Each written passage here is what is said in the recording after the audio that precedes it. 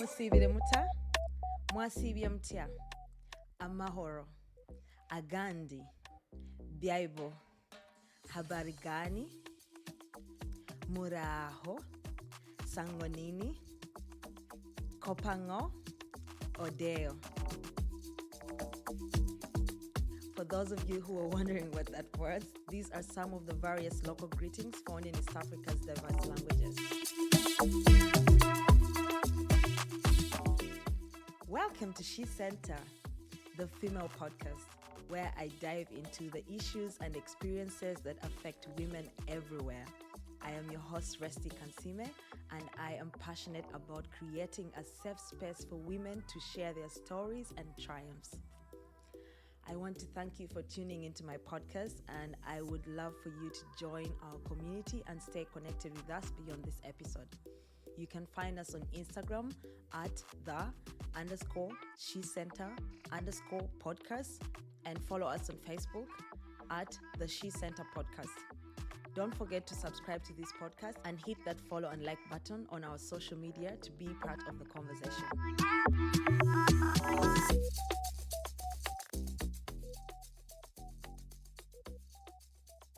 Hey, welcome back to SheCentre, the female podcast. This is your girl Resti, and I am very happy to have you back here. If you're watching this on YouTube, this is Thursday, and if you're listening to this on Apple Podcasts or Spotify or wherever you get your audio podcast, this is Monday. A special welcome to you, and I hope your November is going well. I cannot believe that the year is coming to an end. Where did this year go, you guys? I don't understand how the year has gone by so fast, but hey, I am a sucker for Christmas. Like, I am already looking forward to having snow. For those who are living abroad, I love the snow season. For people back home in Uganda, you know, when you're Uganda, Kenya, wherever it is that you come from in East Africa or Africa, you know that season when everyone is like flying back home like summers, and then they're selling all the Christmas decorations on the streets and playing the favorite music from, you know, back in the day. Oh my God, I love Christmas. Anyways, guys, thank you so much for listening. Thank you for the new people who are here. A special welcome to you. And in case you're wondering what's happening here, this new season, which just started, I think 2 weeks ago, this is my second interview in this new season. We are answering the question, are you living in your purpose? And I'm really, really happy about last week's episode.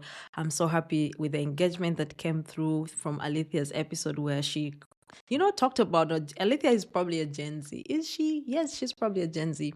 Yeah, it's always good to talk to Gen Zs and seeing how they're, conquering life and making these changes in this world. But I was really happy to talk to her, and I'm very happy that you guys got to listen to her episodes. So today, I went all the way to Kenya, and my guest today is Mueni Muli. Before I talk about what our discussion is about briefly, I would like to remind you to please subscribe, like, share this episode with anyone who you think will benefit from it. And also, don't only subscribe on YouTube. If you're listening on YouTube, you can also listen to this podcast on Spotify and Apple Podcasts. Yes, and if you're listening to this on the audio please head over to the YouTube channel and watch the episodes every Thursday. Yes. So let's get into it. My guest today is such a fun. Like, when I reached out to her, I was like, yeah, please, I would like you to come and talk about, your purpose. Because I felt like, she's a doctor. In case I didn't mention that, she's Dr. Joy Mueni Muli. I reached out to her, and she challenged me somehow because I was thinking, she's a doctor. That's what's going to be like her topic of discussion, her purpose as a doctor, as a person who is healing people. But surprisingly, she was like, no, Resti, I'm trying to figure out what my purpose is in this season. And I had to think through this. I was like, okay, that's quite interesting. Because on the outside, I was thinking, okay, she's going to talk about this. But Joy took me down a good discussion. I might say that it was really amazing to hear her story on how she is. I've seen her life from the outside, being able to observe her, just to let you guys know, she considers herself a creative scientist, and this means that she's not only in the science field, like she's not just a doctor, but she's doing other things on the side in the arts, and that is she plays, I think, the orchestra. She said she quit, but we'll find out why.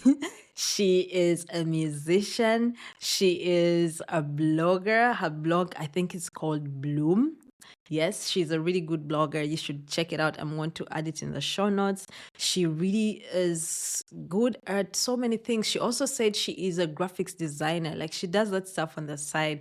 So in this episode, she's going to share about where all this came from, how she has been able to navigate both the arts and the science world, which in many cases, when you're a scientist, people don't expect you to be a creative. But it's amazing how she does that. Joy is married to a Ugandan. So she is, we are kind of taking her to Uganda. We are bringing her to Uganda, I would say. But she, in this episode, is going to share so much wisdom. I love talking to her. I love the information that she gave about her life. Like it made me see being a creative scientist. I didn't even know it was like a thing, but it made me see her in a different way. So I know you guys are going to enjoy this episode. So please tune until the end to hear everything about Joy and how she's able to navigate both these worlds and how she's going to answer the question, are you living in your purpose? Enjoy. I love you all. Bye-bye for now. Habari. Barry. Habari. It's interesting. I studied Swahili for 2 years and I do not know anything. Oh my in gosh. school. Our mwalimu was just those people who would just cram like before the exam, and then then you after that you're like, and get out forget. here, and then you pass. Yeah. He was so shy, so we used to tease him, and he would give us probably like easy papers. Okay. Yeah, but I regret why I didn't learn Swahili. Joy, thank you so much for making the time to come onto SheCentre. I guess it's very exciting. Most of the people that I usually reach out to, it's either I barely know anything about you or I know you so much. But for you, it's more like I just know you, but I don't know much about you. So I'm excited. It's always exciting to get to know people. Because I've looked at your blog before, I've seen your content, and I feel like I have an idea of what your life is about. But one thing I have to tell you is you really challenged me. When I reached out to you, I had a set of questions I had put on the side. I was like, okay, if I reach out to a person, they're a doctor, they're this, like I know like they're living in their purpose, it looks like they are. And when you told me that's something you're still navigating and how it changes, I'm like, I need to go back and rethink this whole topic that I'm trying to discover, because I don't know if you listened to like my previous season, I focused on getting to know people. So just a brief background for you to get an idea. I know I haven't given this to you. Okay. My goal is to start a platform, like a female platform. I'm not limiting it to any geographic region. I'm saying for now East Africa, because I feel like we have a lot in common. And to me, I feel like that's my purpose. Like in discovering myself, I felt like this was something I needed to do. And I was like, you know how you go and tell people, I have this vision. God has given it to me. This is how it is. And people are like, I don't get it. Like people are like, that stuff is not going to work. First of all, digital platform, we don't like blogs. Like we don't do this in East Africa. Like where are you wasting your time? I'm like, okay. I will start a podcast, and in this podcast, I will slowly introduce people to the idea of what exactly am I trying to address in East Africa. And I feel like we are quite diverse, like starting from my own experience, we are diverse, like we have diverse cultures. We grow up differently, and I had to come and live in Germany for me to understand how different my experience was, like how I saw the world and everything.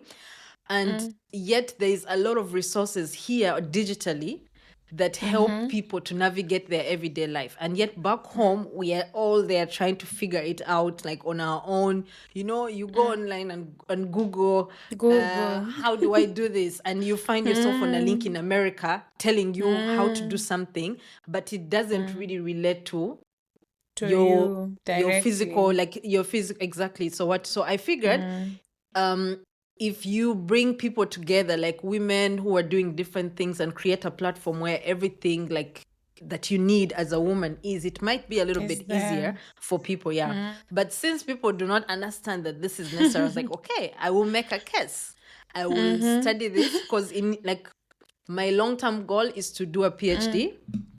And I feel like Oh, these come on. long yes, I feel like I wanted to do research about like something that I'm passionate about, but I was like, I don't know what I want to do research about. But I Do. figured someone told me you can always start something that you're passionate about, and then along the way you could find a topic. So now I'm like, wait, a whole year has passed by and I have questions from 40 people answering the People, question, what wow. happened to you? Like 40 people answered the question, what happened to you? So I'm like, okay, I need to now stop asking what happened to people. And I start to navigate, okay, this happened to you, but how are you navigating How your is life? Like, are you it? living in your purpose? How is life? So I was like, okay, the next year, I'm now going to focus on asking people, are they living in their purpose? Their If they're purpose. not, what is happening? Like, and what is purpose? You challenged me to have to go back and research this. I was like, okay, it's not like obvious that every person who is doing something they are good at is living in their purpose. So Living. one Yeah. person, a friend of mine from Kenya, I reached out to her and I asked her if she could be on the podcast, and she's like, Resty, I feel like I don't need to be the one on the podcast. Like, I need this content for me to figure out what my life is all about. So I was like, thank you for saying that, because it's making me realize how many of us, it takes you to listen to Don't someone's know. story to be like, okay, so I'm not alone, and so basically that's what I'm trying to answer in this season. And the main question that I'm trying to navigate is like the main question is, are you living in your purpose? But the main like the question I'm exploring is the evolution of purpose and the impact in women's personal and professional journeys. So the challenges, growth, and community support.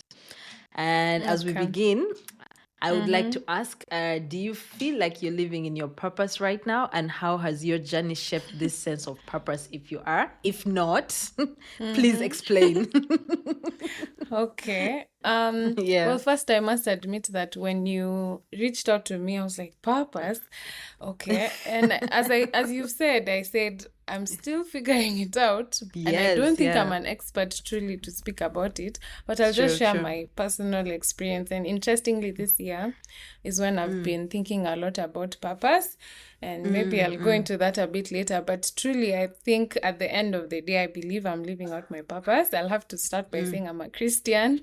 And so for me, purpose means living out God's will for me. As the Bible says, He created us as masterpieces to do good works that He had planned in advance. And then I think this verse I remember from childhood. It's in Matthew 5 somewhere, but it says that do the good things you do so that people see and praise your Father in heaven. So I think that's the Yes. landing place for me to know that, okay, if I'm living my life out for God, then I'm living out in my purpose. But that looks different for all of us because we're all created differently.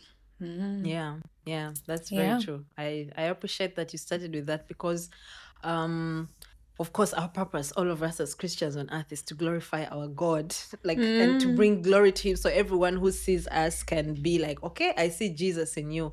And I think for many Christians, we kind of get lost. Many of us like can get lost in the busyness of life and what's happening, and it takes a long, like I literally I try to read books to understand certain things that I'm going to talk about. And this week I had to I'm not really in the space of reading books because my life is like quite hard right now.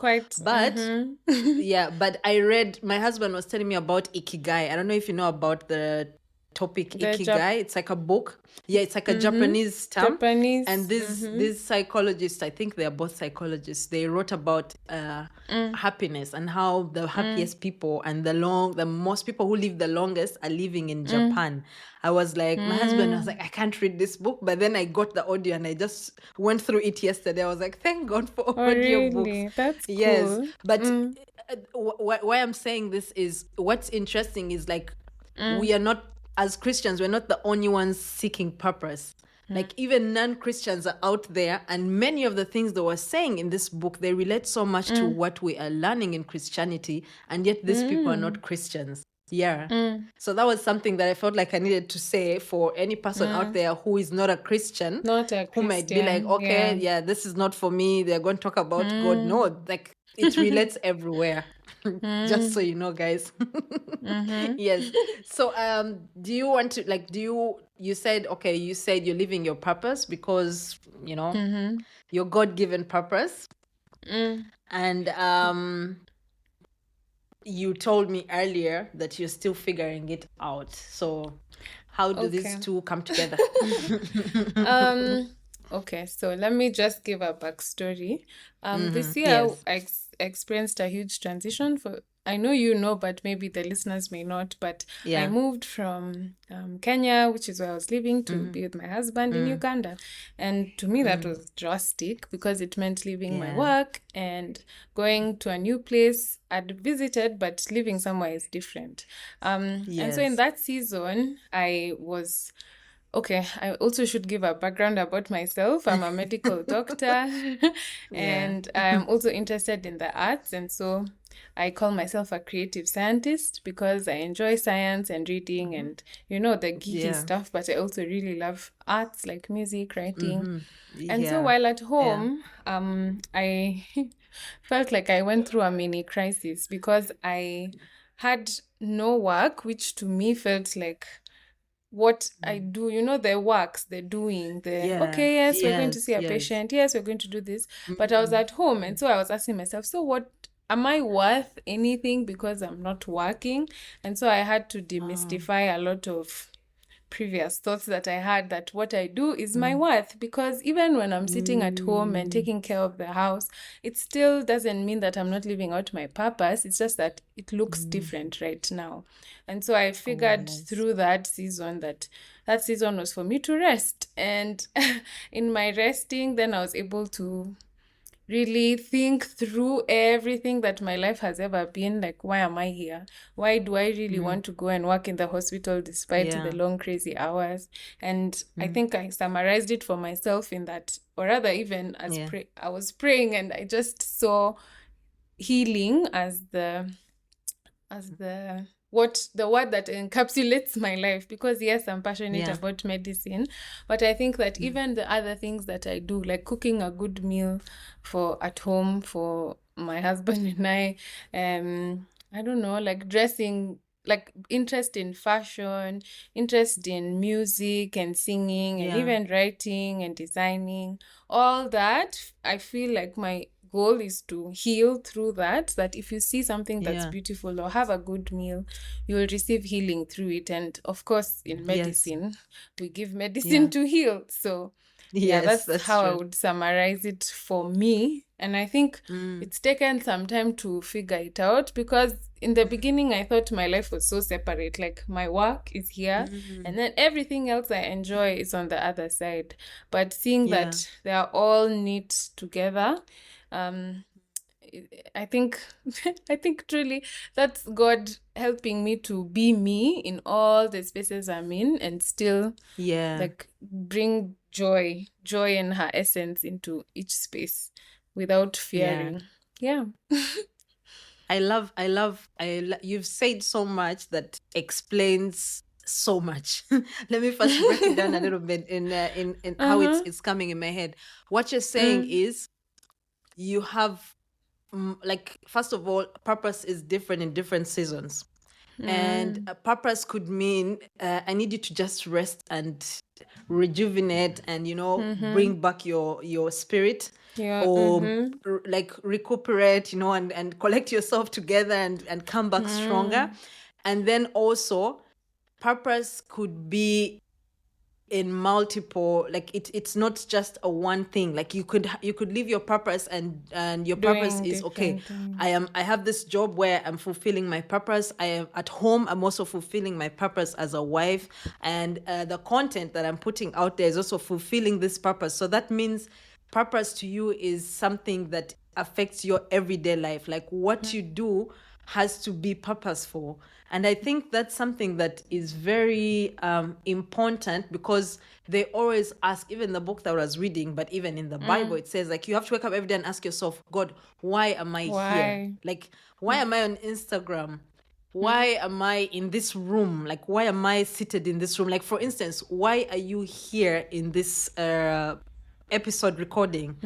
You know, that's also purposeful, because whatever you're going to say could be used by God as an answer. It's a solution to someone else's problem. And I think that's something that many people wake up every day and are not aware of. So that means you wake up and just go to work and you think, I don't like my job and they're not paying me enough. Like you said, long hours. Why am I even doing this? And my husband doesn't do this and this and this. And you know, let me just go to social media and scroll through, and you don't even see the purpose in you being on social media. Like the content you're putting out there, you know, it could be healing, like you say, to someone who is out there. Yeah. So that's something that's quite interesting. But I wanted to ask, have you, when you were growing up, like, have you always wanted to be a doctor? Because it's interesting how you just said, and I noticed this, you are really good in the arts.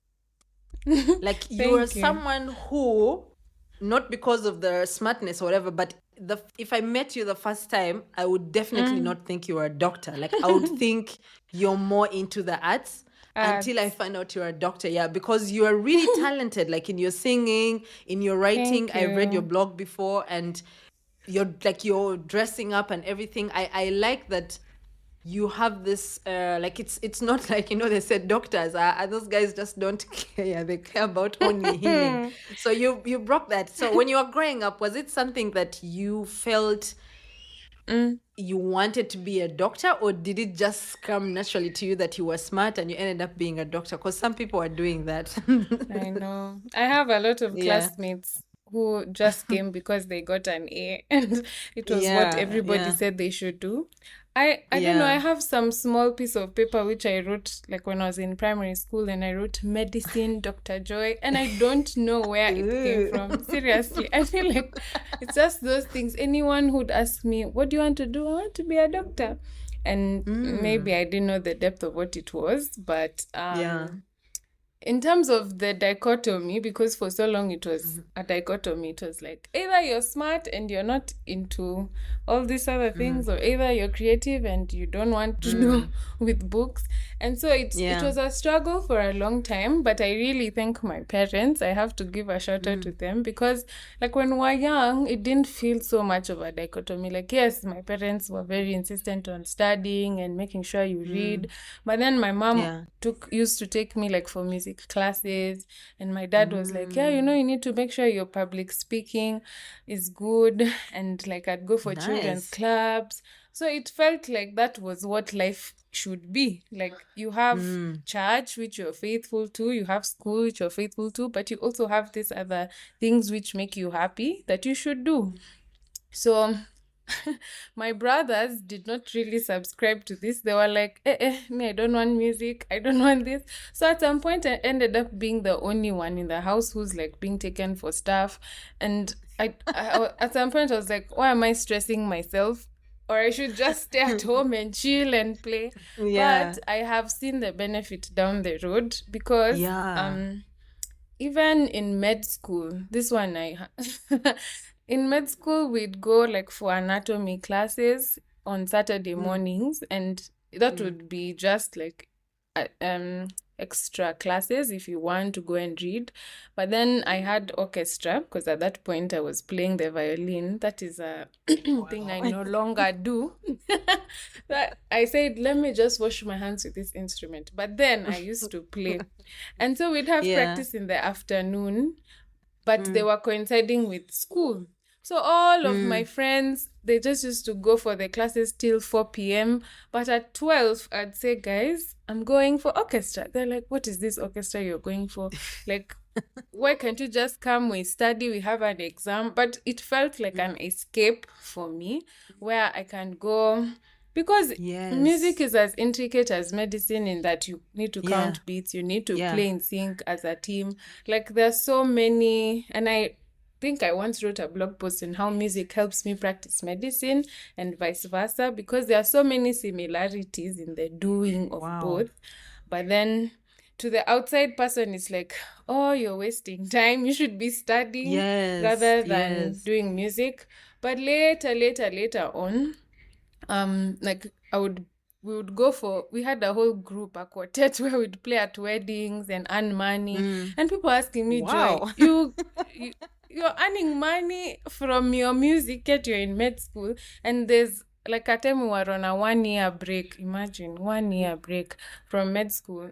What were people doing the whole time? Sitting at home, relaxing. But me, You had stuff had started to do. a business. I had things to do. So I feel like I've had a complete life, and it really brings a lot of joy to me, knowing that even though my one side of my life stops, doesn't mean that my life in totality will stop. It's so amazing how you've explained it, because normally would be hard for, like, you were right, like most times when you're studying, people, like society expects, if you're smart, focus on books, like focus on one thing. But the interesting thing is, even this book was saying, like, passions, like you need to find a passion that you love, where where you flow, like find where you disappear, and that thing will help you to always distress, like you can see they were saying, like many people, like I think Albert Einstein, he was also like, he used to write music, right? Well, he was also a physicist, and they gave him as an example. I think it was Albert Einstein. I hope I'm not. I hope I'm not right. I'm guessing he is a physicist. We'll confirm. But yes, they were saying, like, he was not only a physicist, but he was also good at music, and both of these things used to help him, because he was equally good. Like, he was writing music, but also like, and he used to play an instrument. So I think that's something that not only makes you feel like, okay, like how people are sports, like I'm into sports, and then they break their leg, and that's it. They lose themselves. They don't know who they are. Like, the pandemic came to show us some of these things. You wake up every day and do something, and then they're like, oh, sorry, this is not happening anymore. And now you have to go back to the drawing board. I was like, okay, if this has been taken away from me, then who am I? Like, who am I? But for you, what you're showing us is like, okay, if medicine is not there, I can always do this. But also this helps me to find joy in doing my medicine. And I think that's something that's very amazing, I think, for many people to find joy in things that come easy to them, as long as you're not struggling. Because I didn't hear you say, yes, I struggled, because you find joy in them, like your name. I keep saying the word joy, which is your name.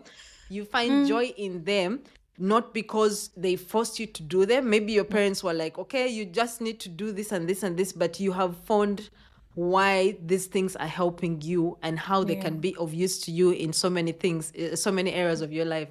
But do you ever find it challenging? Like, do you ever find any challenges in this busy life of yours that you're living? Are there some of those days where you're like, I don't have to do this? Like you just said, okay, you're dropping this instrument, but are there other days, other stories which you can share, where you've woken up and you're like, no, I'm not gonna do this anymore. It's not a must. I'm not gonna die for this music. True. Let me see. In terms of, I relate deeply with the story of Mary and Martha in the Bible, where Mary was focused, sitting at Jesus' feet and listening to him, but Martha was busy in the kitchen. And it's true, she was hospitable, but Jesus told her that, Mary has chosen what is important.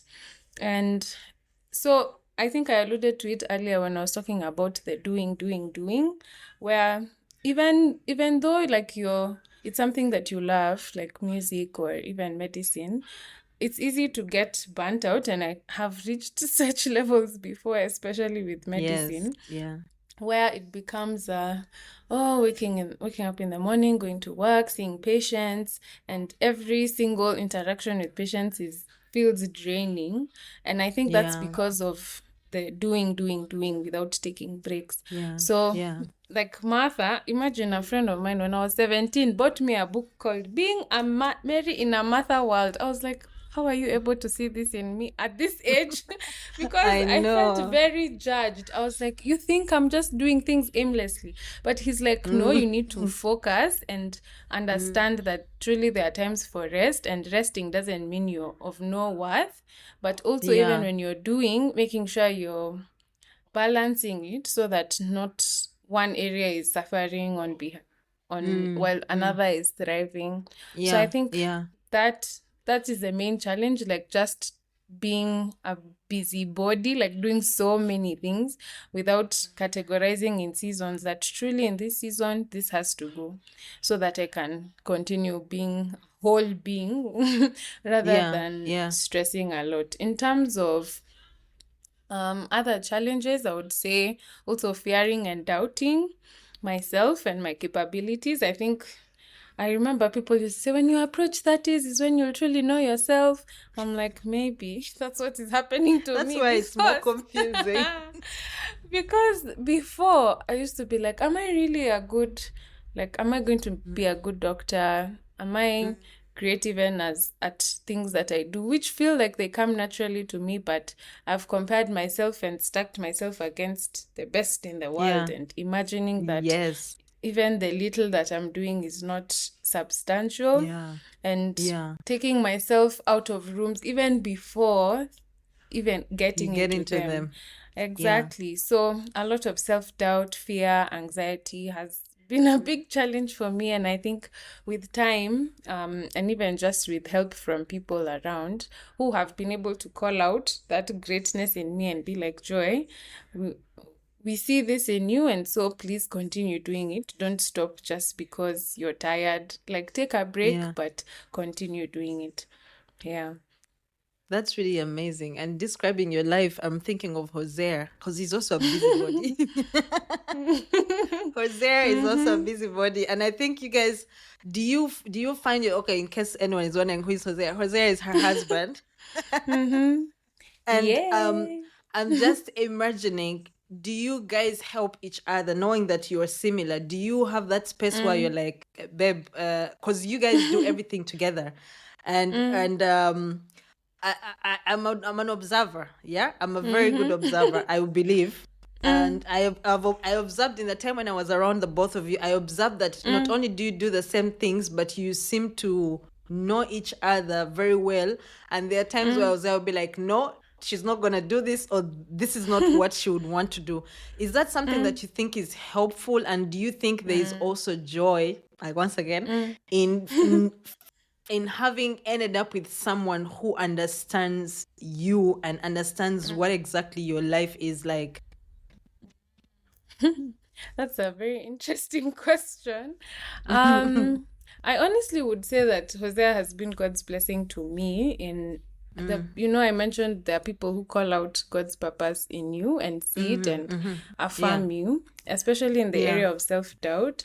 For example, I do graphic design as a part-time thing, and that's also Wow. something that I really enjoy. I didn't even know But this I one. exactly I You don't really talk are about doing it. everything. I don't talk about it much because I've been like, Wow. there are people who are like serious graphic designers, but mine has been a hobby for a very long, I think since high school.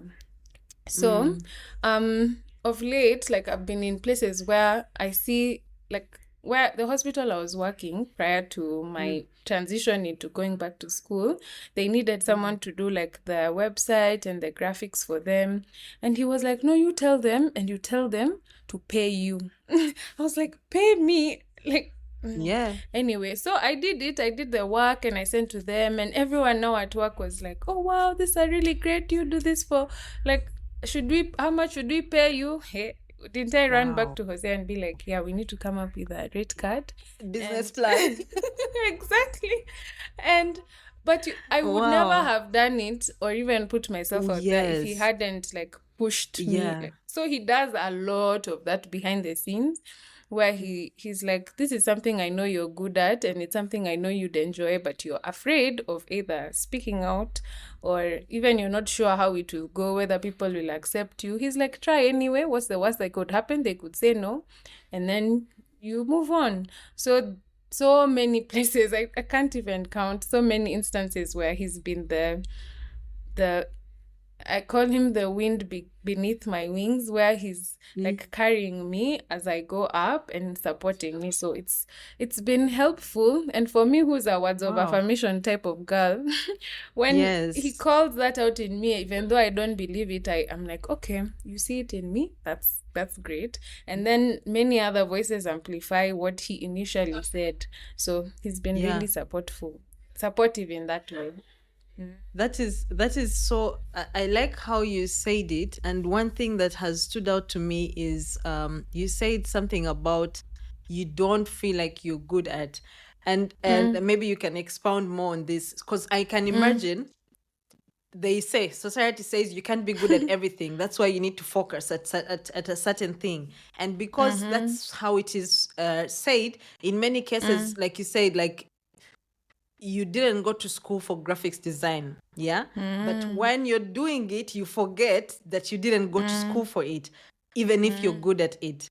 And yet, I don't know if that's something that where you're in in medicine, when you're treating a patient, if there are also those doubts where you compare yourself to someone better, or are those comparisons only in the situations where there are these passions of yours, like in music or whatever, where I didn't go to school for this, I'm not a professional at this? Are those the only areas where you feel like you have to compare yourself to people who are better than you or people who are professionals, or does that apply everywhere else in your life? Across. I think it's more on my creative side. I don't know why, but that's where I easily pit myself against other people, because I think like in medicine, yes, there's how we are taught how to do things, and people inject their own spice into it, because not everybody can be calm and quiet. Some doctors have jokes. I think that one, Yeah. I haven't struggled as much in terms of my personality. I'm like, okay, this is how I do medicine, and this is how I would love to be treated. And at least there are scientific guidelines that I can follow. If I don't know, I search and I find it. But like Yes. in the creative arts, where, how am I supposed to know which color palettes go well together? Like some of these things, I feel like somebody should just teach me how to do it. Yeah. But yeah. I think I've somewhat debunked that myth as I've gone along, because even like the physicians who were there a long time ago, there were some things which they call anecdotal practice. Like they do it because they've seen it working. So that's something that you can, like, because you can't question somebody if they say, oh, I gave the patient this medicine and it worked, because it worked. Like you can't question their experience. But I don't know why when it's on the creative side, you're like, how are you sure it works? How do you know the colors? Like it starts becoming a lot of poking holes at people's creativity. And yet I think creativity should be personal, like how I design or how I dress, how it's all because of you, like how you dress and me how I dress, it's going to be different because of our personalities.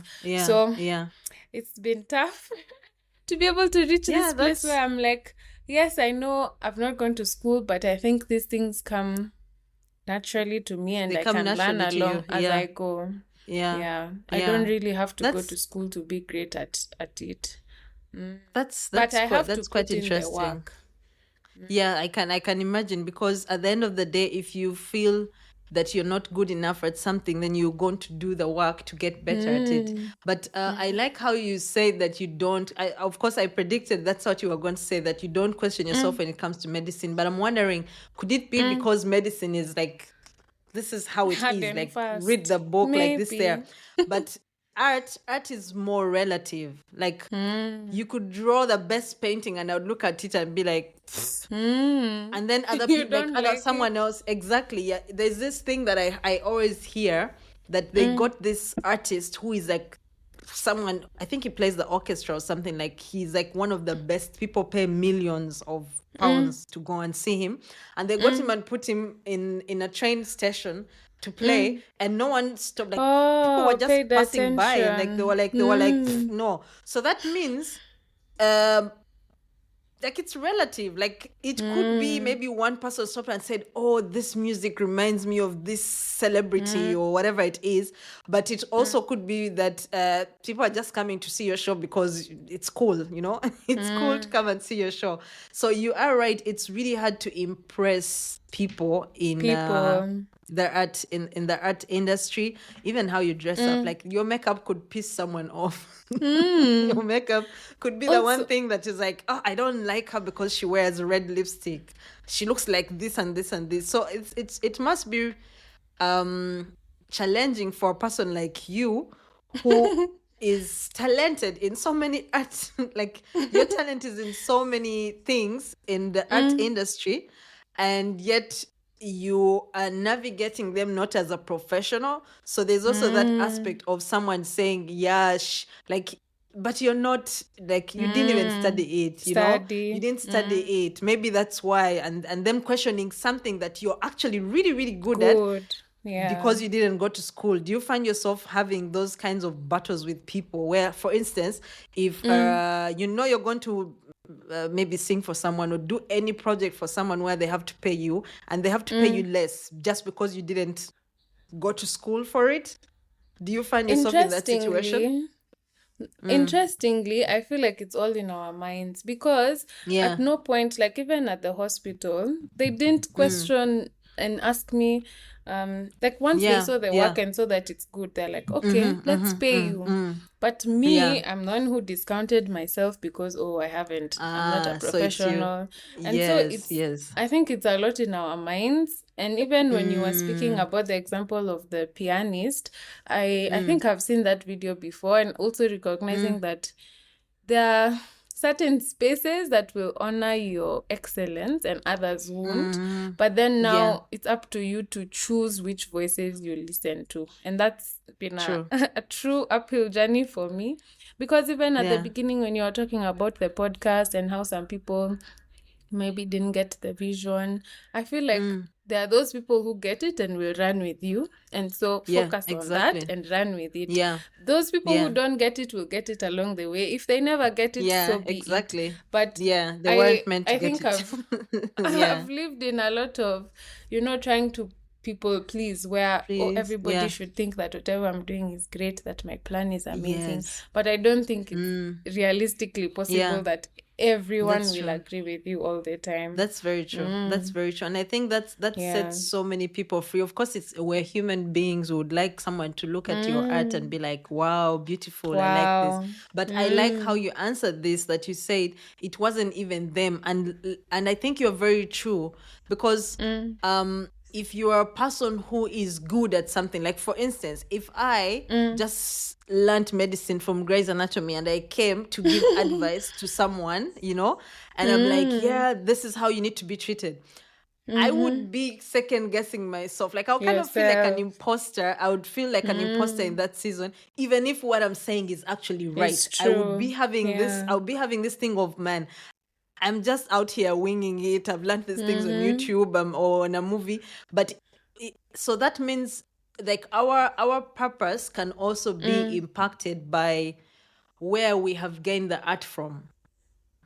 So many people, unfortunately, probably feel like, okay, it's not my purpose if I didn't go to school. Like, for School. instance, if I'm really good at counseling people and talking to people, and people come to me and they ask for help, and someone says, you should actually be a psychologist or maybe get into like counseling and get paid for it, I would probably be like, even if I give better advice than someone who went to school, I would definitely, if I'm to start a business, I would charge like way less, or even be like, Less. really, can someone pay just because the society or the university has not validated me as a good person? And yet there are gifts that God has given us that have no explanation. Like you're just It's naturally true. good at something, and because you are good at that something, you should not question it. You should believe, because no one else is going to believe it for you.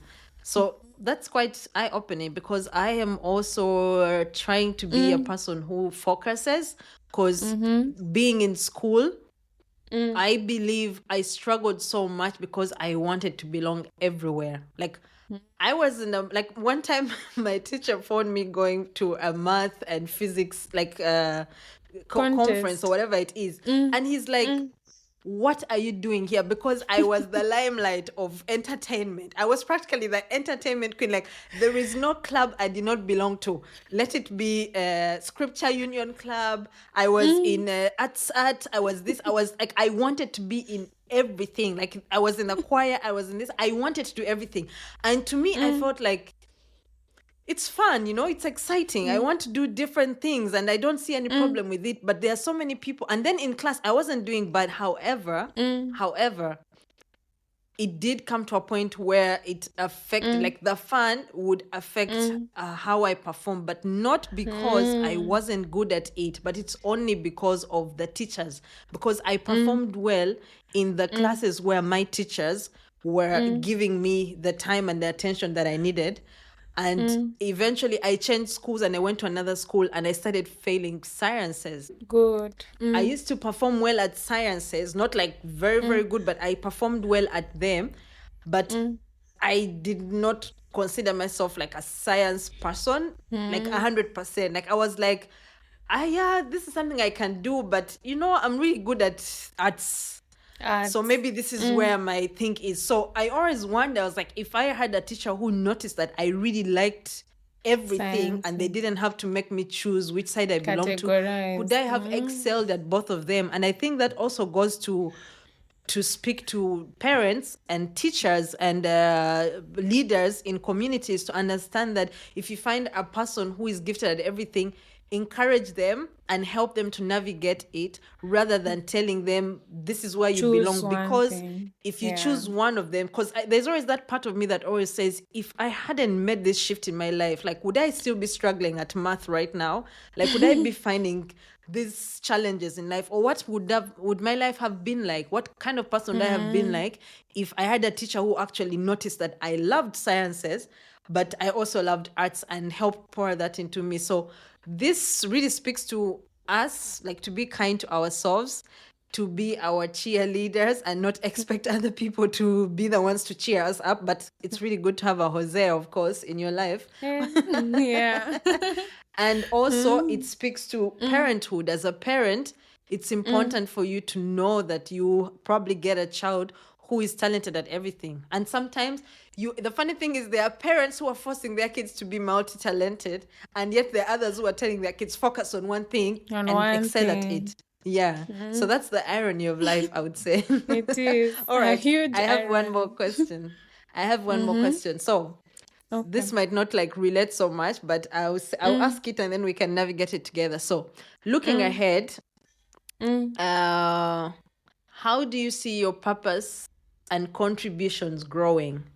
And what role do you think a platform like SheCentre can play in supporting women through this process of discovering and evolving their purpose? Okay. Well, definitely, I'd like to pursue oncology, which is the study of cancer and its treatment. And so I'm going to be a great oncologist in Africa and beyond. Amen. But also one who heals in other ways, such as like music and art, as I've mentioned. I think you're doing a really great job already in terms of sharing people's stories. I really enjoy listening to people's stories because I feel like each one of us, our life has a lesson Something to anyone in there. else. Yes, that's true.